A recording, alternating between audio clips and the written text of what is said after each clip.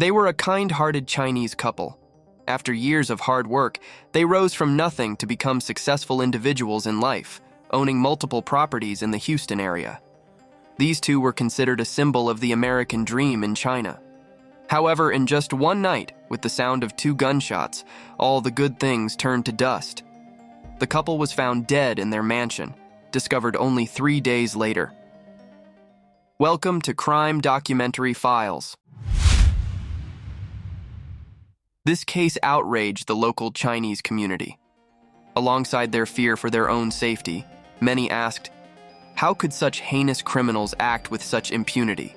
Why did such kind and hard-working people have to face this tragedy? Let's go back in time to 2018, in the city of Houston, located in southern Texas near the Gulf of Mexico. Houston is the largest city in Texas and the 4th largest in the United States, with the 5th largest metropolitan area in the country and a population of over 2.3 million people. The city is known for its strong energy, aerospace, and maritime industries. The Port of Houston is not only the busiest port in the United States, but also ranks 6th in the world. This is a culturally diverse city. With a thriving African American community, Houston attracts a large number of African Americans, making up over 22% of the population. Additionally, 6.88% of the population is of Asian descent. Among them were Mr. Bao and his wife, Jenny Lam, a very successful 61-year-old Chinese couple. Besides their mansion and several properties, they owned 6 Subway restaurants in the Houston area, and their business was thriving. Their children were also outstanding and had their own successful careers. With a harmonious family, successful careers, and abundant wealth, they lived a fulfilling life admired and respected by many. However, achieving this success was undoubtedly challenging. Mr. Bao was born in May 1956 in a modest family in Vientiane, Laos. With a large family, his childhood was not affluent. In 1972, the family decided to move to the United States in search of better opportunities. He moved to California with his family, studied, and became an electrician after graduating. His meeting with his wife was filled with romance. Jenny Lam was born on July 6, 1956 in Taiwan. She moved to Laos with her family when she was young. Being the same age, she and Mr. Bao attended the same school in Laos and had known each other since then. In 1972, Jenny Lam also moved to the United States with her family, attending high school in Atlanta, Georgia, and university in Los Angeles, California. It was in Los Angeles, while they were both university students, that they reunited. Being Chinese, old friends, and sharing similar experiences, they connected well, eventually leading to their marriage. After getting married, they decided to move to Houston. At that time, Mr. Bao worked at the Houston Power Company, while Jenny Lam worked at a Chinese restaurant. Both were very hardworking, often juggling multiple jobs. They were hopeful about their future and had clear plans. Saving money was their first step. Not long after, they had 2 children, a son, Richard, and a daughter, Michelle. This strengthened their resolve to build a successful career in the U.S., ensuring a good environment for their children's education and upbringing. After many years of hard work and frugal living, they finally accumulated a significant amount of savings. In 1984, the couple decided to take a risk and used part of their savings to purchase a franchise for an ice cream shop. They had always dreamed of owning their own business and had worked hard to save for this goal. After acquiring their own store, Mr. Bao and his wife worked even harder. Despite this being their first business venture and feeling anxious, their initial decision proved to be wise. Under their dedicated management, the business thrived and their income steadily increased. Buoyed by their initial success, they considered expanding. One ice cream shop was not enough, so they began exploring other business opportunities. Jenny Lam had previously worked in a restaurant, gaining valuable experience. Running the ice cream shop also gave them a deeper understanding of the food industry. Thus, they decided to continue growing in this sector. After some research, they chose to franchise Subway, an American fast food chain known for its sandwiches.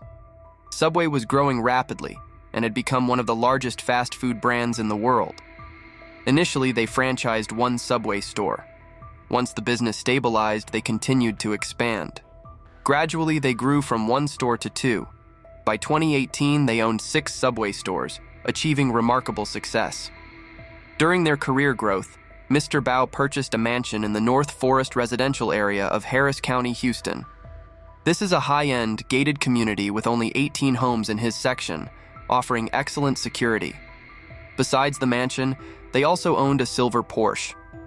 To outsiders, it seemed that the Bao family, living in a mansion and driving a luxury car, must have lived an extremely lavish life. In reality, Mr. Bao and his wife remained hardworking and frugal. Their son-in-law noted that their lifestyle was far from extravagant. Their favorite dinner was just a $4.99 special meal. Despite their success and fame within the local Chinese community, they never showed arrogance and always treated everyone with warmth and sincerity. To their employees, they did not act like bosses but were always supportive, helping them in both work and life. Employees at their restaurants often said that Mr. Bao and his wife felt more like family than employers. In terms of charity, the couple invested a significant amount of time and money into the local Buddhist association. They actively participated in building a temple in Houston and were veteran volunteers in various subsequent activities. Despite their growing and busy business, unlike many other successful people who are strict with their children, Mr. Bao only wished for his children to be comfortable and happy, not wanting them to work too hard. Their children were also very understanding and did not rely on their parents, each having their own careers. Their son, Richard, joined the military, while their daughter, Michelle, became an outstanding dentist. However, no one could have predicted that amidst their success, greedy eyes were targeting them. On January 11, 2018, the family of 4 had a pleasant dinner out. Afterwards, Mr. Bao and his wife drove home. Richard went on a short cruise, and Michelle returned to her own home. 2 days later, on the evening of the 13th, Richard felt something was wrong. He hadn't been able to reach his parents for 2 consecutive days. Although he knew they were busy managing 6 restaurants daily, they had never failed to answer their phones or reply to messages like this. Trusting his intuition, he drove to his parents' house as soon as he got off the boat. When no one answered the door and he saw a chaotic scene through the window, he immediately called the police. At 9 p.m., the police arrived at the scene. Seeing the disorder inside through the window, they did not hesitate to break in. They found the drawers and cabinets open with belongings scattered everywhere. All the jewelry, wallets, watches, cash, and valuables were gone. It was clear to anyone that this was a case of burglary and robbery. Strangely, some ordinary items like coffee cups and even coasters were taken. More disturbingly, the police found Mr. Bao and his wife lying in a pool of blood on the floor. Both had no pulse and had been dead for some time. After an examination, the forensic team confirmed that the couple had died about 3 days earlier. The cause of death was gunshot wounds, with both victims shot in the head, highlighting the brutality of the perpetrators. Additionally, their hands and feet were bound, indicating they had endured torture before their deaths. The police speculated that the intruders tied them up to force them to reveal the location of valuables or bank account passwords. Based on the available clues, this was classified as a home invasion, robbery, and murder. Richard noted that the assailants likely targeted the cash his parents kept. Each night, they collected cash from their 6 restaurants and brought it home before depositing it in the bank the next day. Moreover, one of their restaurants had been robbed at gunpoint just a week earlier, possibly by the same criminals. The case shocked the local community upon its revelation. First, this was a high-end gated community with only 18 homes and its own security system, where such a violent crime seemed unlikely. Second, Mr. Bao and Jenny Lam were well known and highly respected in the area, having made significant contributions to the community. They were seen as influential figures who always maintained good relations with everyone. Friends and neighbors had nothing but praise for them. Who could be so cruel as to murder such kind-hearted people? At a press conference, Police Chief Ed Gonzalez expressed his deep outrage. He recounted the journey of Mr. Bao and Jenny Lam, from immigrating to the U.S. with nothing to becoming successful. He said, "Mr. Bao and Jenny Lam exemplified the American dream. We must punish the perpetrators severely. We, along with Mr. Bao and Jenny Lam's family, mourn this loss deeply. We also thank everyone who has supported our community. We are committed to bringing these criminals to justice and restoring peace to our community. Following the press conference, the police launched a comprehensive investigation. Although there were no witnesses to the crime, the security camera at the gate was fortunately working well.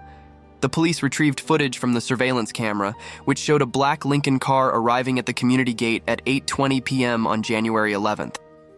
After circling once, the car stopped near the gate. Two men then exited the vehicle. One wore a gray shirt, two-toned pants, and a hat pulled down to his eyes.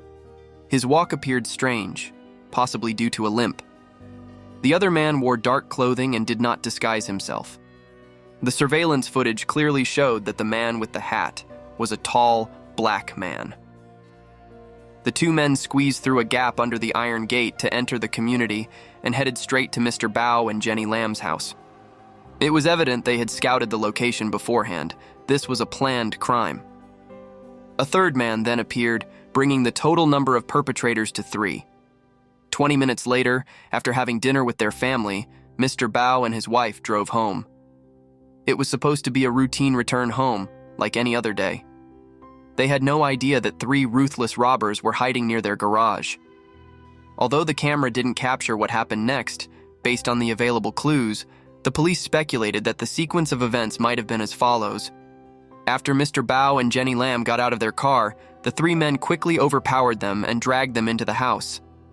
Although their initial goal was money, their cruel nature meant they had no intention of sparing the couple. The robbers tied up the victims and tortured them to reveal the location of valuables and bank account passwords. After getting the information they wanted, they decided to shoot.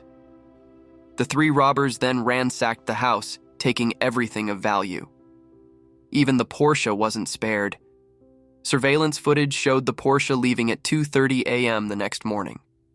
Over the next 2 days, the criminals returned to Mr. Bao and Jenny Lam's house 6 times with the stolen car, taking everything usable and nearly cleaning out the house. They even took the coffee cups and coasters. Their bold and reckless actions demonstrated a complete disregard for being caught, showing their utter contempt for the law. Richard, the victim's son, said, However, 2 men broke into their homes last week. They killed them in cold blood. My father and mother would have given them anything. They knew how precious life was. They knew how precious time was. And they didn't even give them the chance to give them what they wanted. On January 14, 2018, the police found Mr. Bao's Porsche in a remote parking lot. It was clear that the perpetrators had abandoned the car there. Although finding the car and the original crime scene allowed for thorough examination to uncover traces like fingerprints or hair, this process was slow. Even if such evidence was found, DNA and fingerprint comparisons would still be needed, by which time the criminals might have fled. Compared to the car and the house, the strongest evidence in the police's possession was the surveillance video. Unfortunately, the video was blurry, making it difficult to immediately identify the perpetrators. To solve the case quickly, the police decided to release part of the surveillance video to the public and offered a $5,000 reward, hoping the public would provide leads. This tactic proved effective. A viewer who watched the surveillance video quickly identified the 3 men as Kari Kendrick, 23, his half-brother Akil Kendrick, 21, and Eric Peralta, 20. The reason these 3 were recognized so quickly was because Kari was well known locally. He had been an outstanding high school basketball player, standing at 7 feet 3 inches tall. The tall man in the surveillance video was clearly him. However, what made Kari infamous was not his height, but his criminal record. Kari was a known thief who had been sentenced to 30 years in prison for at least 20 home burglaries. However, he was released on parole after serving only 3 years. His leg injury, which caused him to limp, was the result of a fight in prison, requiring a 10-day hospital stay. Just 2 months after his release, he resumed his criminal activities. Once the suspects' identities were confirmed, the next steps became easier. The police began planning their arrests. During this time, they also received numerous tips from the public. One tip reported seeing the suspects driving the silver Porsche to the apartment complex at 13035 Windfern Road, where they unloaded various items from the car. The police quickly located the building and discovered that one of the apartments belonged to suspect Akil. With a search warrant, they found many valuable items inside the apartment. On January 17th, the police finally arrested all three suspects. When arrested, Eric displayed a defiant attitude. Facing reporters' questions, he responded, "If you're here to arrest me, just do it." When Kari was arrested, the police found a significant amount of jewelry in his car, which was later confirmed to have been stolen from Mr. Bao and Jenny Lam's home. In response to reporters' questions, he said, "I am very sorry for what happened," implicitly admitting his guilt. However, Kari's mother, Marcia, insisted that after being beaten in prison, Kari's limbs still didn't function properly, making it impossible for him to have planned and carried out the crime or pulled the trigger himself. She believed he must have been coerced or forced. Her youngest son, Akil, had always been well-behaved, with no criminal record, a stable job, and a loving girlfriend. She was certain he couldn't have initiated the crime either. In her view, her sons were not the masterminds. But this was just one side of the story, and the police were not easily convinced. They charged all three suspects with 2 counts of first-degree murder, home invasion, robbery, and other related offenses. All three pleaded not guilty. They were held in jail awaiting trial, with bail set at $350,000 each to prevent them from escaping justice. Eric's family managed to raise enough money to post his bail, and he was released from jail. This caused a public outcry, as many felt uneasy about having such a dangerous individual back in society. Richard openly expressed his dissatisfaction and anger, arguing that it was unacceptable to allow a murderer back into the community. However, the court did not alter the bail conditions despite the public's opposition. Unexpectedly, Eric squandered his opportunity. He attempted to contact a witness, which led to his rearrest and subsequent return to jail, this time without the possibility of bail. On January 28, 2018, a memorial service for Mr. Bao and Jenny Lam was held at the Houston Funeral Home. Richard, his sister Michelle, many friends, relatives, and devoted members of the Chinese community attended to bid farewell. The abbot of Jade Buddha Temple Houston also attended to chant prayers. Due to the overwhelming number of attendees, exceeding several hundred people, many had to stand in the hallway and watch the service via video. At the memorial, family and friends reminisced about the step-by-step business journey of Mr. Bao and Jenny Lam, sharing warm and touching moments from the past. No one present remained unmoved by the tragic loss. Their unjust deaths were truly heartbreaking. Meanwhile, the trial of the 3 suspects was repeatedly delayed. The reason for the delays is unclear, but the timing suggests it might be related to the COVID-19 pandemic. During the prolonged wait, Kari confessed to the crime. Although he did not reveal all the details, he confirmed that the other 2 were also involved. Additionally, the police discovered another case of robbery and kidnapping. Just 10 miles away from Mr. Bao and Jenny Lam's home in Tomball, another family was robbed of over 20 Louis Vuitton bags and other items. This incident occurred 2 days before the murder of Mr. Bao and Jenny Lam, leading the police to suspect the same 3 individuals were responsible. In May 2022, 4 years after the crime, Kari's trial finally began. Given the clear evidence, a conviction was certain, leaving only the sentencing to be determined. Ultimately, considering the perpetrator's callousness and brutality towards the victims, Kari was sentenced to life imprisonment without parole. Next, Eric was also convicted of murder and received a life sentence. As for Akil, Kari's younger brother, court records indicate that his trial began in October. However, strangely, the verdict has yet to be announced. Given the circumstances of the case, it is likely that he too will receive a life sentence. After the verdict, Richard said, "They need to spend the rest of their lives in prison to reflect on what they've done. I don't think they should ever return to society." The prosecutor in the case also stated, Mr. Bao and Jenny Lam were exemplary figures of hard work, rising from nothing to live a prosperous life, serving as a model for many residents of Houston. What they endured was a horrific tragedy. For such reckless and blatant disregard for human life imprisonment without parole is just. Although the case has been adjudicated, details about the crime's execution remain undisclosed. Who planned it, who pulled the trigger, and how they targeted Mr. Bao and Jenny Lam were not revealed in detail. On November 16, 2021, marking the 4-year anniversary of Mr. Bao and Jenny Lam's murder, a memorial service was held at the square outside Houston City Hall.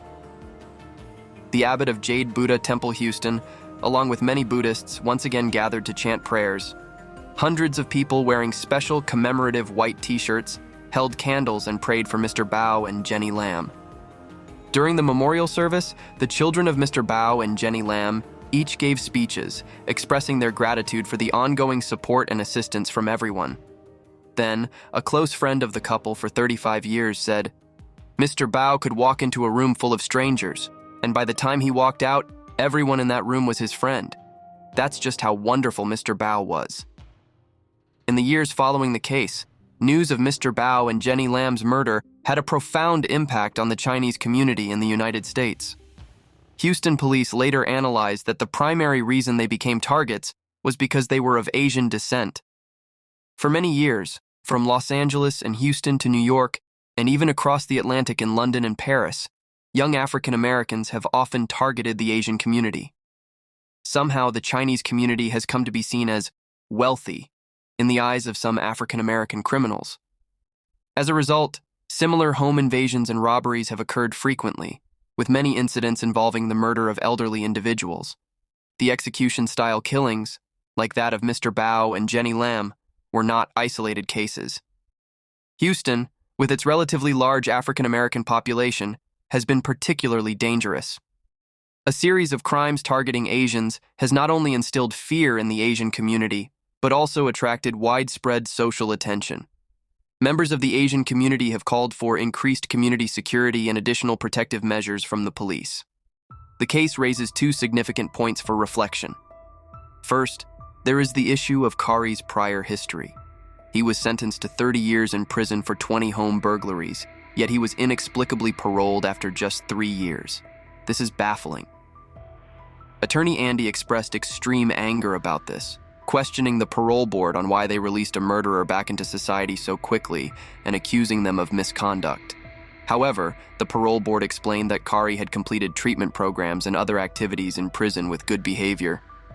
Given that it was his first incarceration, his young age, and the fact that he was injured by other inmates, they granted his parole request. The second point concerns the management of the residential community. Mr. Bao and Jenny Lam lived in an upscale neighborhood with only 18 homes, each worth millions of dollars at the time.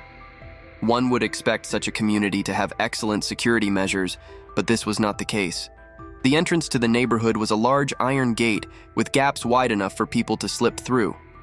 Doug Shannon, the property manager, stated that the gate was intended to restrict vehicle access, not prevent intruders. If someone was determined to commit a crime, they couldn't be stopped. Furthermore, there had been previous thefts in the area, indicating significant security shortcomings. Had the residential community's security measures been properly implemented, and had the court not handled Kari's case so leniently by releasing him early, perhaps these tragedies could have been avoided. The State Council Office of China has shown great concern over this incident and issued a series of safety guidelines for Chinese citizens living abroad. They emphasized the importance of precautionary measures, most notably the avoidance of flaunting wealth. At the time of the incident, Doug Shannon's home was valued at nearly $1 million. However, due to the murder, the property's value plummeted. Richard did not want to be reminded of the sorrowful events and decided to sell the house. Ultimately, the house was sold for around $500,000. Richard has since retired from the military and begun managing the assets his parents left behind. Despite inheriting a significant fortune, he is deeply saddened whenever he thinks about what his parents endured. For him, no amount of money can compensate for the loss of his beloved parents. He reflects that the companionship of his parents was the most precious asset in his life, something he can never regain. Let us take a moment to remember Mr. Bao and Jenny Lam, not just for the tragedy they suffered, but for their admirable lives and contributions to the community. Their story will always serve as a reminder of the value of hard work, kindness, and the importance of cherishing our loved ones. Thank you for watching this video. Please share your thoughts in the comments below. Don't forget to like and subscribe so you don't miss our upcoming videos. See you in the next video.